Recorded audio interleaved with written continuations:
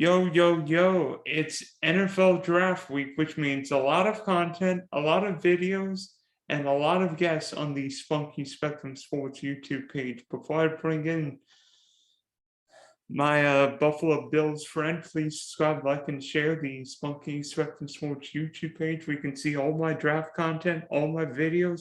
Got a Jags video that I'll be posting soon, so check that out. Also, check out the Big D podcast on Spotify and Apple.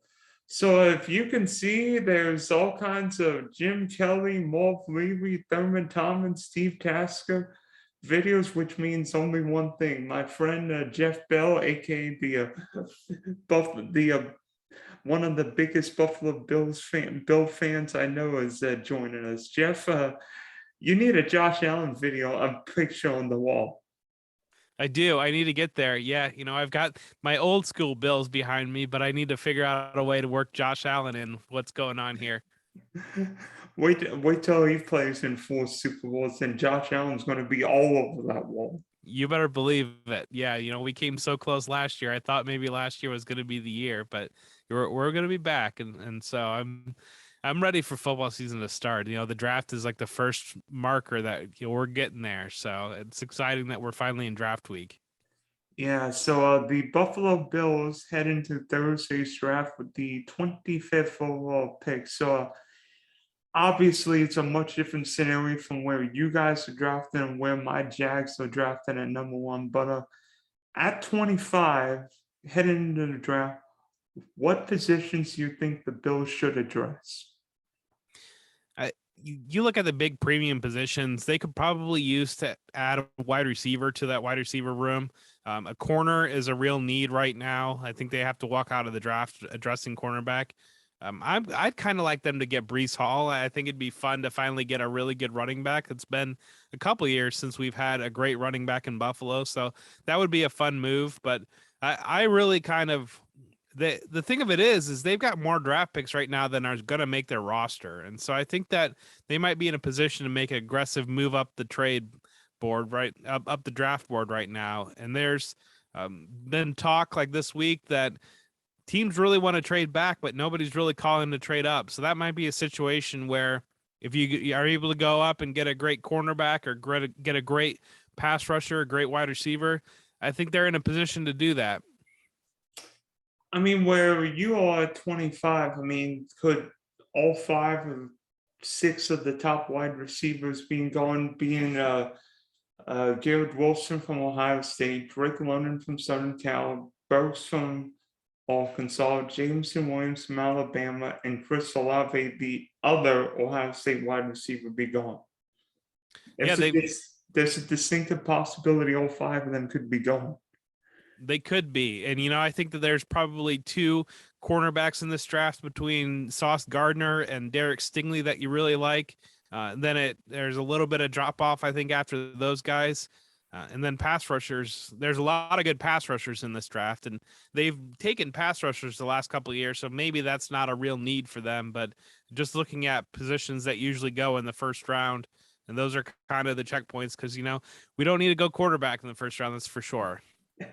Yeah, I can confirm the Buffalo Bills do not need a franchise quarterback because you've got one. But if you look at some of these guys, I mean, you look at Buffalo at Josh Allen, he can throw the ball literally from Buffalo to where you live in Ohio right now. He's got that big venom. So to me, I think if the Bills go wide receiver, I think a speed guy makes a lot of sense. I mean, you've got Diggs who can be a possession and a speed guy, but I really like Gabriel Davis. By the way, sneaky hot. I think Gabriel Davis could be a dynasty darling this year, but I think one of these speed guys makes a lot of sense, whether it be at 25 or move up the draft.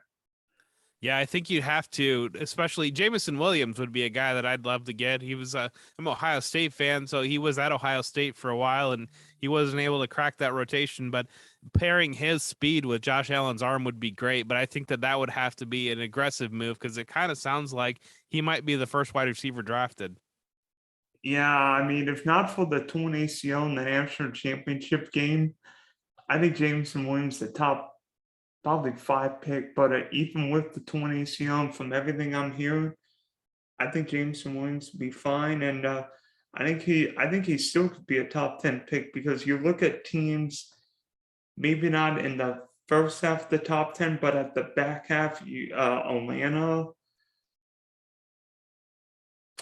probably not Seattle, but the New York Jets at 10 could be very interesting. I think the Washington Commanders or whatever team name they'll be by Thursday's draft could be in for wide receiver. And then you look at teams with multiple picks. I mean, Green Bay needs one. I think the Chiefs could use one, but it seems like there's going to be a run on wide receivers. There's seemingly been a run on wide receivers, and I think there'll be one this year. Yeah, and that's, a lot of teams going to starting 3 wide receivers or playing 3 wide receivers in their base packages kind of force that. The third wide receiver went from being a guy that just came in on passing downs, however many years ago, to a guy that doesn't leave the field. And offenses have changed in that, and that's created, you need 3 starting wide receivers now. You don't just need 2. And there's definitely a handful of teams. The other thing, the way that wide receivers and contracts of wide receivers have dominated the offseason, you saw Devontae Adams getting traded, Tyreek Hill getting traded, Deebo Samuel might be getting traded, and them all getting new contracts. Stephon Diggs, my guy, getting a new contract. To get a wide receiver in the first round and you've got 5 years on that rookie contract is kind of a big deal. And so I think that you're going to see a lot. That's kind of where the talent lands in this draft as well at the wide receiver position. There are teams that need them. They dictate the market. It's really almost become maybe the second highest paid position in football right now, the way the NFL is trending. So to get a cheap, good one that's going to start right away, and that's the other thing we've seen. Players like Justin Jefferson and Jamar Chase coming in their rookie season, because this used to be a position that you kind of had to wait for a player to develop and get production out of them. Not anymore. These rookies are able to come right in and make a huge impact. And that's where, I really like Gabe Davis, and obviously Stephon Diggs is excellent, but they could really stand to use another body there. And so that might be a position to watch. I'm glad you mentioned Justin Jefferson and Jamar Chase, because wide receivers used to basically just sit on the bench the rookie year. And now, I just break all the records. I score touchdowns in the Super Bowl. I'm like, goodness. Right. So I think there's going to be one. I think there's going to be multiple impact guys, and not just first round. There could be second, third, whatever rounds, because seemingly wide receivers are becoming more and more important.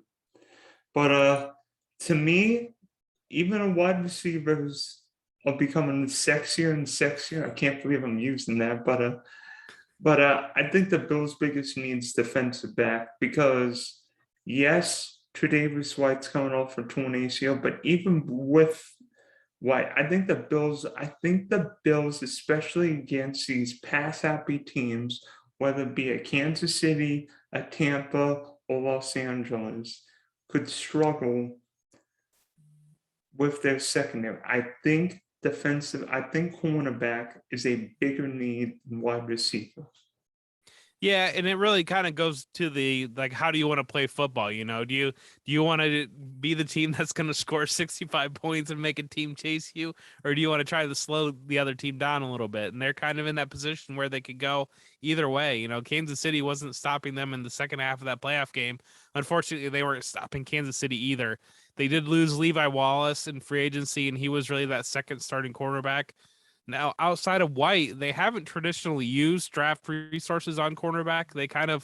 They have White as the main franchise cornerback, and they kind of got by drafting guys that were developmental players later, and they hit on Levi Wallace, making an impact there. But I do agree, Tre'Davious White, he's starting to get towards. He's been in the league for a decent amount now, and so he's kind of ticking up there in age.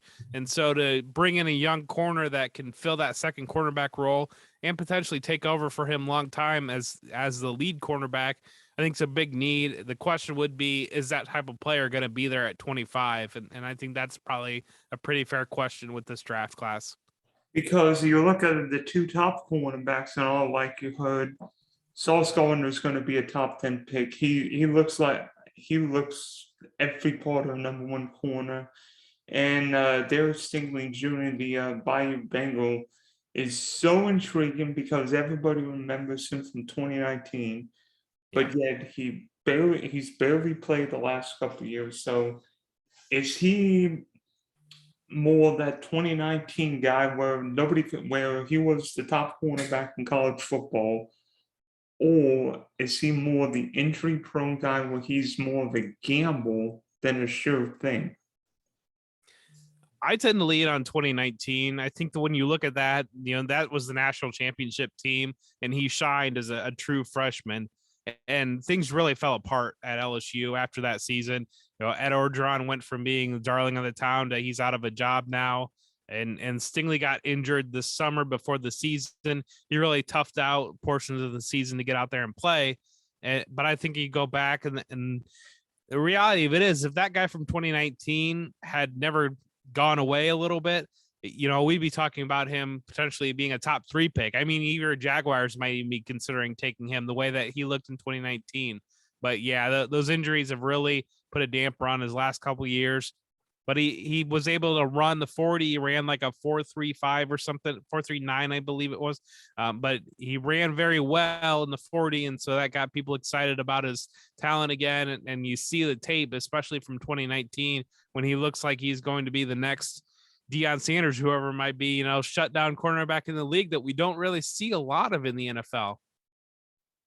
Yeah, and plus, I mean, 2020 was such a weird year in college football because there Yeah. were inconsistencies on whether the season be played, and plus LSU lost a ton for that after championship team. So, I mean, and some guys just have injuries, and hopefully Stingley will be healthy because I love watching that kid play. Yeah, he's excellent, and yeah, I hope the same. We always hope that everybody can be healthy and we get the very best of them in their careers. But he's definitely a guy that what he showed in the past, I mean, it's a special talent, and I'd love if the Bills got aggressive and went up and got him. But I don't know. It sounds like he might be pretty well locked in the top 10 too, from what I'm hearing lately. So we'll have to see where he ends up. So when you look at teams that have drafted well the past 4 or 5 years, I mean, we look at the Kansas City Chiefs, trying to think some of these good teams. The Baltimore Ravens continuously draft well. Pittsburgh Steelers historically draft well. But to me, the Buffalo Bills have become a drafting machine since Brandon Beane took over. Because while teams have hit or misses, Buffalo gets a ton of hits with its picks. I mean, how about Buffalo's last 5 first-round picks? Tre'Davious White,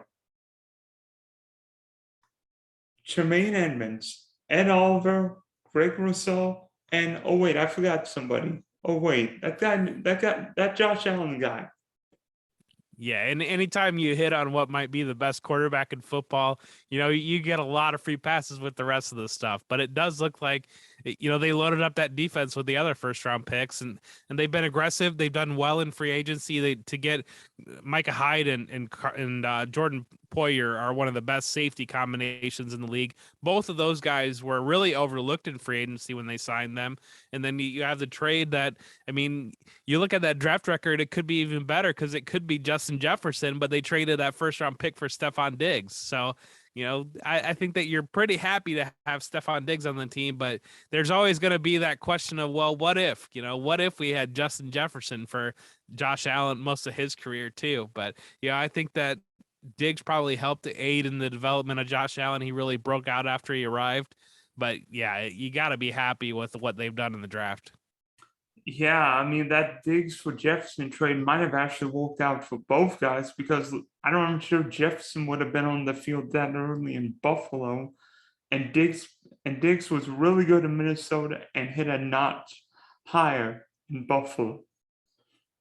He did. Yeah, there's always that question of, if Justin Jefferson, if he's if Josh Allen doesn't have Stephon Diggs that season and he broke out to lean on, does is he still make that leap up to the level of play that we saw? Because coming into that season, it's been great the last couple seasons with Allen, but there were still some major questions on if he's going to be that level of quarterback that we've seen him become. And so it's always hard to go down the what if and wonder if having that veteran wide receiver that he can go to in Diggs was a major factor in his development, or if he would have developed anyways and he would have been able to bring Justin Jefferson along. So, a name you mentioned earlier, Brees Hall, the Iowa State running back, intrigues me because lately running backs just don't go in the first round. And to me, I like Devin Singletary, but I can understand what you think in Brees Hall. So explain why you think the Bills could consider drafting Hall, particularly if all the top wide receivers, or maybe the guys Buffalo would want, wide receivers, corners, and pass rushers are gone Thursday night. Yeah, so we know that there are 32 first-round picks, but the reality of it is usually when teams grade out, they'll grade players as first-round picks, and it usually ends up somewhere between 16 to 20 players that a team will consider to be worth a first-round pick. With the Bills sitting at 25, that opens up there's a very big range usually in the draft between, like, once you get past those like 15, 16, 20 first-round pick players, then you're really looking at a guy that could go, one team could take a guy at 23 that another team would take at 52. And you just have a very big group of talent there. And I think that traditionally you haven't seen running backs go in the first round, partially because teams really chase need in the draft. And so that's part of it. And I think that it's hard for a team to admit that a running back is a big need just because the devaluation of the position throughout the league. We have seen a couple, last year we saw Najee Harris, we saw Travis Etienne go in the first round, and Javonte Williams go right at the end, right at the beginning of the second round. So they're all in that range where you would consider taking Brees Hall. And it really just comes down to, this isn't a draft that I think a lot of people are very excited about the talent, but once you get past that group that you've got a first round grade on, you can feel comfortable taking a guy at 25 that you might be available to take at 45. You never know how it's going to work out, but you can't always make those moves down, and you might lose that player. And so if they consider Brees Hall to be a major addition to the team, then I think that 25 is a fine pick to take him there. Do you worry about his workload, because seemingly just got carry after carry at Iowa State, and he never got hurt in college, and we've seen John Taylor get a ton of work at Wisconsin and seemingly not have a problem in Indianapolis. Could that be what Brees Hall could be, or could Brees Hall? Because to me, I think Brees Hall's got a little bit more quickness. I'm not sure he's John and Taylor power-wise, but I think Hall may have a little more giddy up. Yeah, I think it'd probably be one thing if he were playing in the SEC and getting the load that he was getting. The Big 12 is not exactly known for their defense and tackling, so that kind of gives me a little bit of ease there. But, you mentioned Jonathan Taylor, and we've seen other running backs that have taken major workloads in college football, and they continue to roll through the NFL. And so Derrick Henry. Yeah, I mean, Derrick Henry, absolutely. Derrick Henry, that guy, he's in high school, I think he was running the ball like 50 times a game. So, I mean, he's been okay. But yeah, no, I don't think that that's something that I'm overly concerned about. I'd be more concerned about, he's shown some ability to contribute in the passing game, but is he a go-to type receiver out of the backfield that you feel more comfortable with? Like a guy like Najee Harris last year, we know that he's very good out of in the passing game. And so Brees Hall has shown function, but I don't know that he's a natural receiver like Najee Harris worked himself into being. Yeah, it's just going to be fascinating because I'm sure if the Bills take Brees Hall, Mel Kiper's probably go into his spiel and say, well, those teams should have drafted a running back in the first round. I'm like, so wait, you think I mean, maybe last year, but you think the Cowboys regret taking Zeke Elliott, or maybe the Panthers took a Christian McCaffrey? I mean, sometimes a running back is worthy of a top 10 pick. I mean, even Peterson put up big numbers in Minnesota. I mean, sometimes Yeah. a running back, especially in a draft where there's not a Josh Allen, there's not a Trevor Lawrence, could sneak in the first round. Yeah, I think you hit on the point there perfectly at the end, talking about just the amount of talent in this draft, and it really just comes down to that, and it's kind of silly because you're not supposed to take a running back in the first round, but if they had pick 35 instead of pick 25, you're fine taking a running back there type thing, where it's kind of, if you believe the guy's an elite talent, then go ahead and grab it. So speaking of quarterbacks, seemingly, I mean, the Bills aren't going to be drafting one, but what are the odds that potentially a quarterback's not taken until Pittsburgh is on the clock at 20? I think they're high. I think they're higher than people realize. And I did a mock draft for football guys that I released this past week that I By had. the way, Yeah, I've got one question. Who sure. was your number one pick? In my mock draft, Yeah, was it I Walker had or Aiden. Okay, I so had Hutchinson, but it really sounds, today's news, it really sounds like they're going Walker. But the things that I've heard is the owner wants Hutchinson and Trent Baalke wants Walker. And so they're kind of in a standoff between the two of them, which, in my mind, if I'm owning the football team, I'm getting the player that I want, like at number one. But so at some point, you also have to let the guy do his job that you've hired to do his job. But yeah, I had Malik Willis at 20 to the Steelers in that mock draft that I did, and I think it's a real possibility that I think that when you look at this quarterback class, it's the type where to take a quarterback with your first pick, that's really going to define your draft, and GMs are very risk adverse, and so I think you might see a situation where instead of taking the quarterback with the first pick that you have, you go ahead and take a position player with that pick. That way, you're that quarterback, you can swing around the second time you're on the clock and grab the quarterback. And then the quarterback's not going to define your entire draft haul versus rolling the dice on somebody that you're really just not sold on the talent. yeah, be honest, this is one of the weirdest quarterback drafts I can remember because there's no franchise guys. I mean, yeah, everybody can. Yeah, some people say Kenny Pickett played at Pittsburgh. The Steelers know he was practically in Pittsburgh's buildings, but I think Pickett's okay. I think Willis has got the biggest upside, but I don't think he's Trevor Lawrence. I don't think he's Justin Fields. I don't think he's Trey Lance. And I can't believe I'm saying this. I don't think he's Zach Wilson. I think Malik Willis can be really good, but I don't think he can be those guys. I mean, if Malik Willis would have been in last year's draft, probably not a first rounder.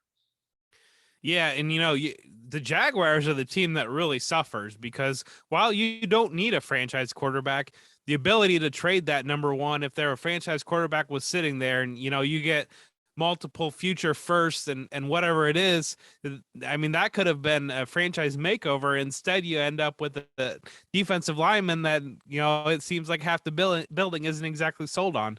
Oh, come on. Now you're throwing my team under the bus because CJ Stroud and Bryce Young aren't available for another year.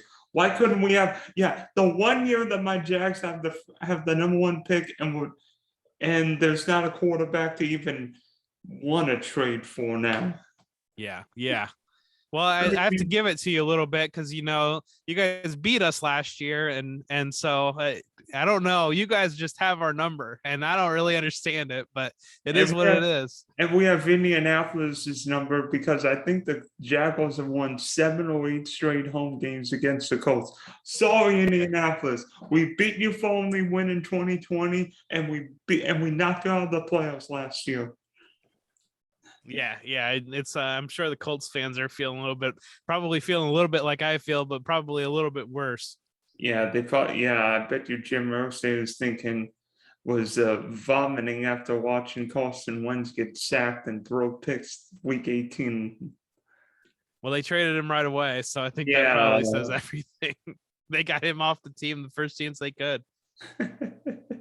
So to me, this draft reminds me a lot of 2013. And my trivia question for you, Jeff, is who did the Buffalo Bills take with the 16th pick in the 2013 NFL draft? Well, you're killing me here because I know the answer, and so they traded back with the Rams, and they took EJ Manuel with that pick, and I remember EJ Manuel's first training camp practice, he threw a ball and it hit the hospitality tent, and so that's a pick that will live in infamy. But fortunately, we can put the kibosh on that now because we got Josh Allen. But there was a long time there before we had some good quarterback play. Hey, hey, do you remember Elvis Grbac when he went from, I think, Kansas City to Baltimore after Trent Dilfer left? And I think he threw a pass so bad it like hit somebody in a golf cart. I'm like, yeah, the quarterback carousel is always fun to play. It is, yeah. Now that we're off it though, I'm pretty happy. Yeah, now you won't be drafting one for a while. So, is there one position you think the Bills should have to address on Thursday night? Or are you okay with what being company do? I mean, I trust them. We're at the point now where for you can probably relate a little bit when you're a fan of a bad football team, you feel like you could do a better job with the GM when you're sitting there on draft day. I'm at the point now where I trust what they're going to do. And if they do something that I don't know that I agree with, I've seen it work out before. So, I wasn't exactly all in on Josh Allen when we picked him. So I'm pretty thrilled to end up where we ended up. But I trust them, but I do think that they need to get a cornerback. I think that they really need to walk out with a cornerback at some point, somebody in day, if it's not the first round, somebody in the second or third round, day 2, that can come in and really add to that room. Yep, and if you're going to face Kansas City, LA, Denver, Las Vegas, Cincinnati, guess what? Instead of needing 2 cornerbacks, you need 3. Like teams need 3 wide receivers. Guess what? Teams are going to need 3 cornerbacks. They do. You're very much right there. So thanks for hopping on, Jeff. We wish you Bills well, and maybe this year, instead of losing to the Kansas City Chiefs, the Bills will be, as Chris Berman would say, circling the wagons in Glendale, Arizona. I'm there for it. I'm ready for football season to come around, and thank you so much for inviting me on. It's always a joy and a pleasure to talk to you. So I really appreciate it, and best of luck to your Jaguars as well. Let's get this thing rolling, and you got to win a winnable division there. And if Trevor Lawrence gets it all together, then you'll be having more fun than you realize before you know it. So yeah, at least we won't have Urban Meyer as our coach this year. No, he's very gone.